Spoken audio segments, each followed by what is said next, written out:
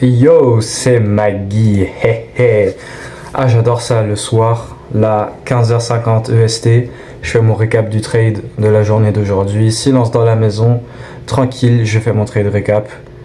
Et j'ai trouvé le thème de la vidéo d'aujourd'hui, qui est de pouvoir identifier ses points forts et points faibles. Car là, je vais vous expliquer c'est quoi mes points faibles.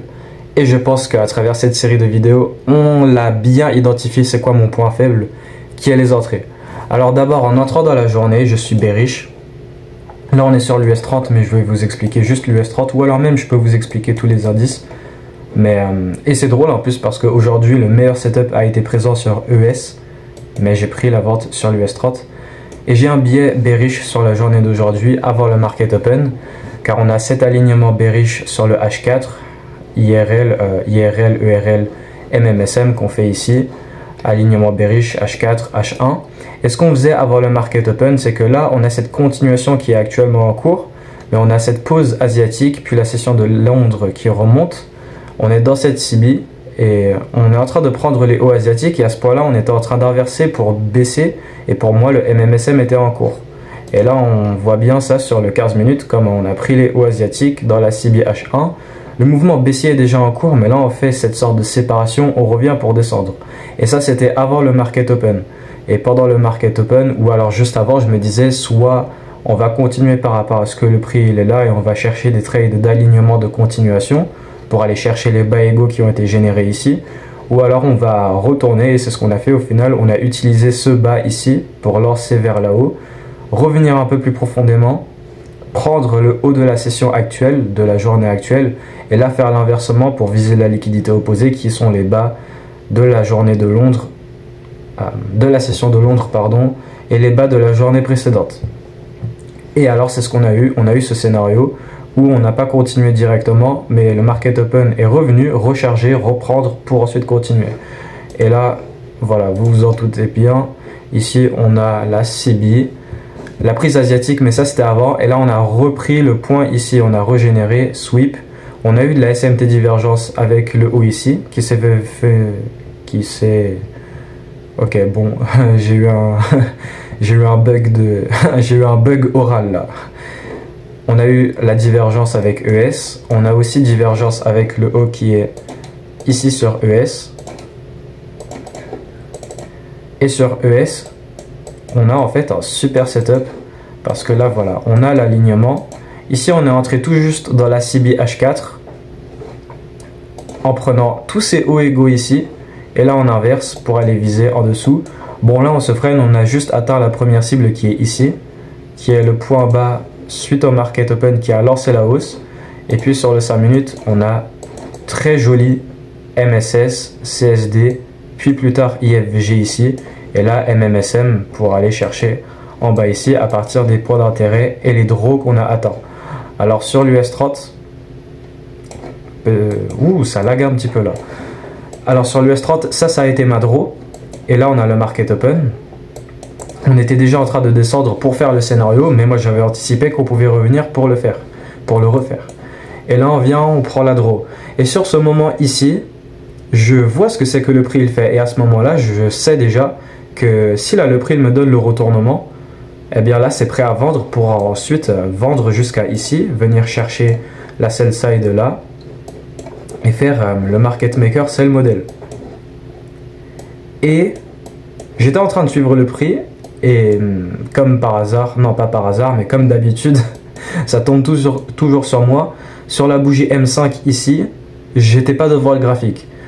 Je suis en fait arrivé sur le graphique sur les 2 dernières minutes de la bougie M5 il me semble.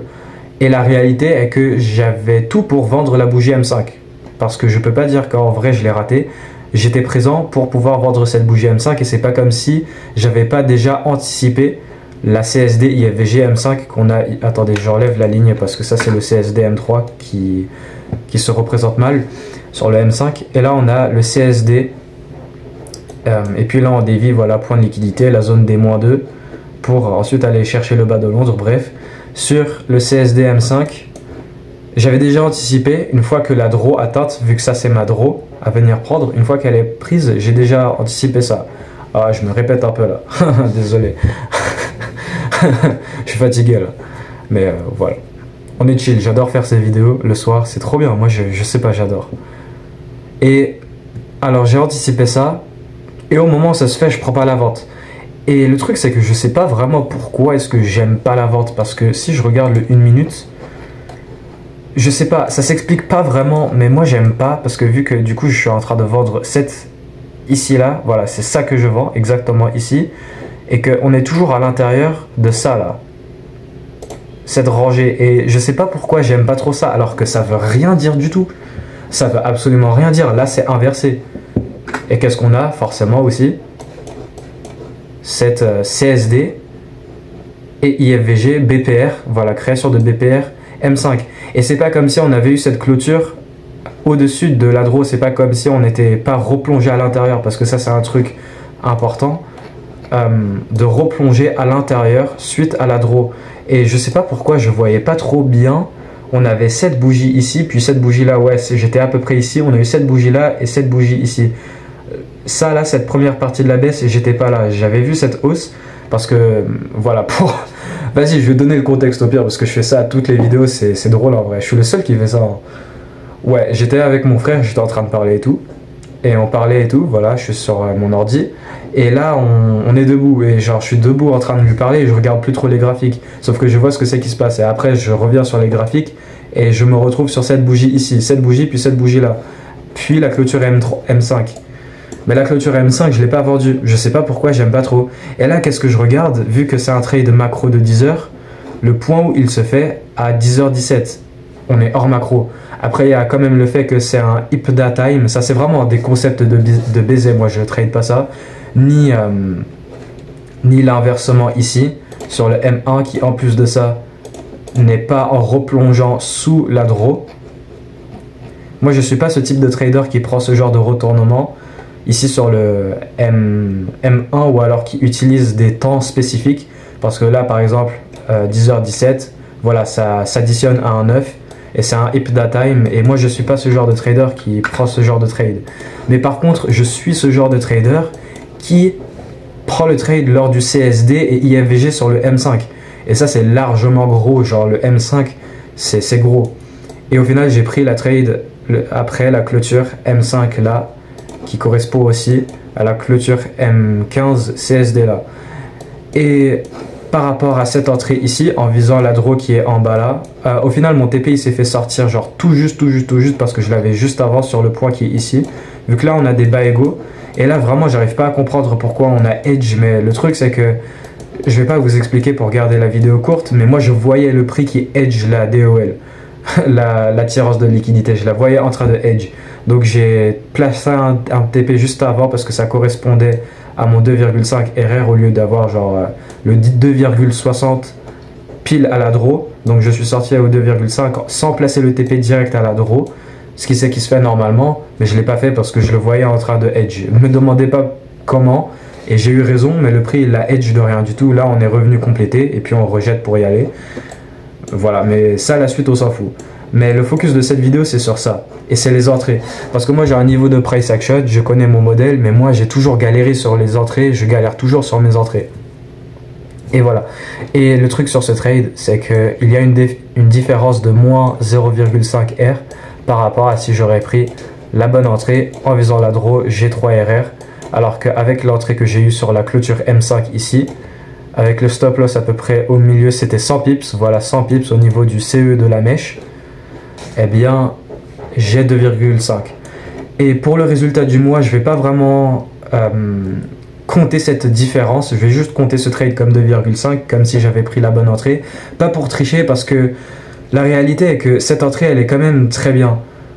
Et si là on devait me poser la question pourquoi est-ce que j'ai pas pris la vente ici, le truc c'est que je ne sais pas vraiment pourquoi est-ce que je l'ai pas pris, parce que j'aurais pu la prendre.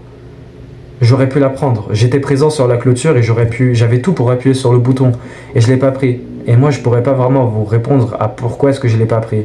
Alors oui, il y a eu une différence de moins 0,5 par rapport à la bonne entrée et l'entrée que j'ai fait.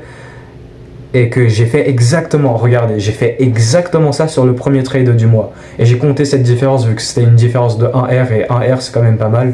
Et en plus, c'était un peu plus différent parce que ça, l'entrée, Attendez, je suis en train de me mélanger un petit peu parce que je dois gamberger, là je dois me rappeler du premier trade du mois. Le premier trade du mois, j'avais vraiment bien raté l'entrée que je devais prendre.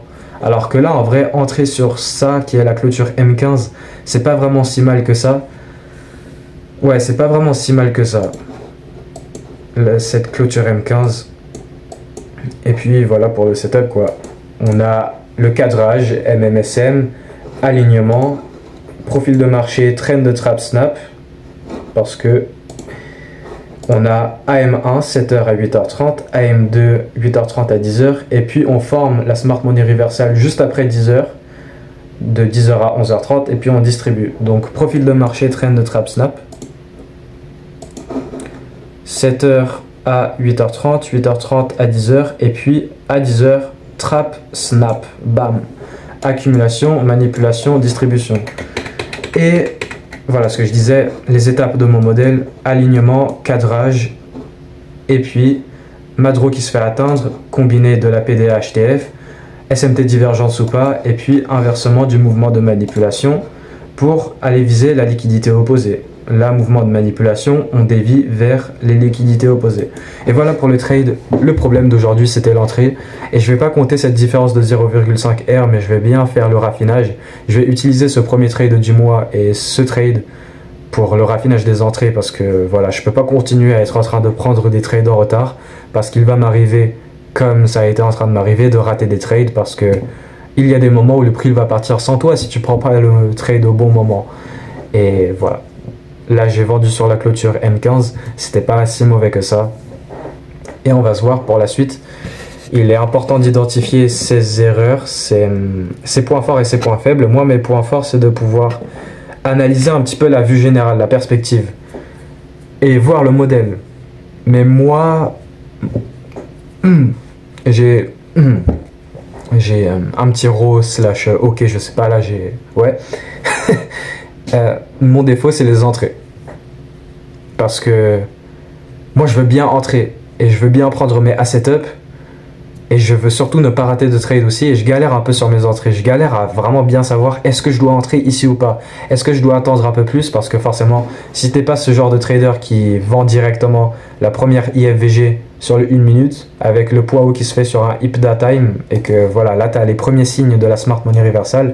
Si tu es ce genre de trader là, ok, bam, t'appuies. Mais si tu es le genre de trader comme moi qui attend un peu plus, le CSD M5, et que tu veux vraiment des bonnes confirmations, là en fait c'est juste ne pas vraiment, je pense la cause racine de ça, là vraiment je veux pas aller dans du yap, mais vu que je veux pouvoir apporter un maximum de valeur, pour moi la cause racine de ça, c'est d'apporter des idées supplémentaires au marché par rapport à juste voir le marché pour ce qu'il est. Parce que là, si on regarde vraiment le marché pour ce qu'il est, là, qu'est-ce qu'on a fait? On a atteint Madro, SMT divergence, PDHTF, et là, on inverse, on replonge à l'intérieur de la draw. On replonge à l'intérieur. Et là, maintenant, c'est inversé. Mais je sais pas pourquoi, moi, pour une certaine raison, je ne regarde pas vraiment ça. J'ai plus les yeux tournés sur toute cette rangée ici, pour je ne sais quelle raison. Et du coup, j'attends que tout ça se fait inverser, et là, je prends mon trade. Qui, ok, c'est ok, mais sur certains cas, ça va pas vraiment le faire. Comme j'ai vu beaucoup en backtesting, c'est ça le truc, c'est que là, je fais cette série de vidéos, il n'y a pas de backtesting. Mais moi, personnellement, dans ma tête, je connecte beaucoup avec le backtesting. Et que tu peux vraiment te saboter toi-même si tu essayes d'apporter un peu plus des idées en plus sur le marché par rapport à juste le voir pour ce que c'est qu'il est. Parce que là, il te montre ses mains, là, il est en train de te montrer ta signature. Non, sa signature, qu'une fois que ce point d'intérêt, les standards déviation, SMT divergence, PDHTF et la droite atteinte, une fois que cette zone-là, elle est atteinte, là, maintenant, on inverse. Il faut juste voir le marché pour ce qu'il est. Là, on a la claire inversion. Je ne sais pas pourquoi j'ai pas voulu vendre ça parce que je sais pas. J'essayais d'apporter des choses en plus et que voilà, parce que ça se connecte aussi un petit peu avec moi qui veut essayer d'éviter des potentielles pertes parce que des fois il y a des entrées, il y a ok peut-être là il y a l'inversement, mais après le prix il repart, il fait un dernier sweep pour ensuite faire l'inversement total après un dernier sweep et là après tu te fais piéger et je sais pas, je combine plein de différents scénarios et j'arrive pas trop à trouver la bonne, donc il faut bien pouvoir non là ouais, j'identifie mon point faible qui est les entrées, je raffine, je m'améliore et voilà pour le thème de la vidéo d'aujourd'hui. On va se voir pour la suite.